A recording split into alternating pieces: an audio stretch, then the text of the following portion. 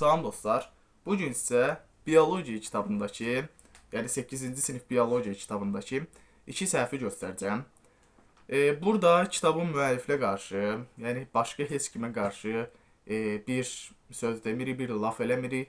Sadəcə kitabdakı kəndimcə, yəni özümcə bulduğum 2 dənə səhvi sizə göstərəcəm. Yəni kitabdakı fikirləri tənqid edirik sadəcə. Burada heç kimin şəxsiyyətinə qarşı bir şey demirik, müəllifə qarşı, kitabın müəllifinə qarşı bir şey demirik. İndi isə bunu bildirdim. İndi isə səhvlərə keçək. Mövzuna. Zülallar mövzusunda. Burada çoxu şey düzdür, amma bir dənə səhv var ki,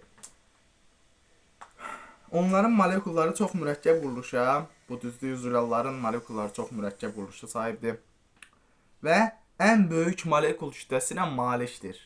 Maalesef burada səhv olur. Çünki zülallar ən böyük molekul kütləsinə sahib deyil. Ən böyük molekul kütləsinə sahib olan DNA-dir. Yəni 2 spirallı nüklein turşusu. Bunu keçmişik 8-ci sinifdə. DNA da ən böyük molekul kütləsinə malik olan. DNA zülallardan qat-qat daha böyük molekul kütləsinə sahibdir. Yəni DNA zülaldan qat-qat daha böyük bir molekul kütləsinə malikdir. Sizə elmi məqaləni alta qoyacağam, baxarsınız. İndi isə kitabda maddələrin hüceyrə membranda daşınması mövzusu var. Onu şey eləyək. Hardaydı? Başa düşdüm. Fermentlər mövzusunda bir səhv var.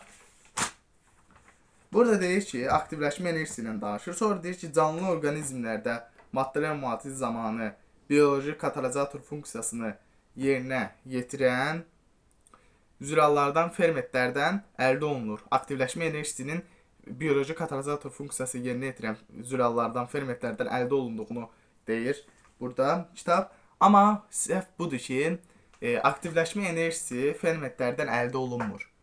Aktivləşmə enerjisinə fermentlərin başqa bir funksiyası var.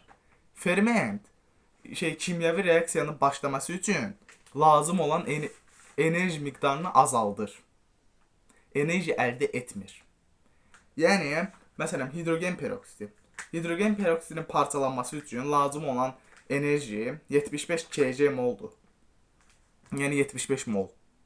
Amma katalaza fermenti ona təsir edəndə, yəni fermentlər o şeydir, 75 kJ mol enerjini hidrogen peroksidinin parçalanması üçün lazım olan enerjini aşağı salır. O da 8 və 12 arasındakı kJ mol enerjiyə düşür. Yəni, fermentlər enerji əldə etmir. Kimyəvi reaksiyanın başlaması üçün lazım olan enerji miqdarını aşağı salır. Məsələn, hidrogen peroksidində bayaq da dedim, indi də tam aydın şəkildə dedim. Hidrogen peroksidinin parçalanması üçün lazım olan enerji miqdarı 75 kJ mol idi, yəni 75 mol. Amma katalaza fermenti sayəsində, yəni fermentlər onu 8 kJ mol arasında düşürtdü, bir xeyli düşürtdü. Yəni, fermentlər enerji əldə etmir. Yəni, aktivləşmə enerjisi fermentlərdən əldə edilmir. Aktivləşmə enerjisi zaten mövcuddur, enerji mövcuddur.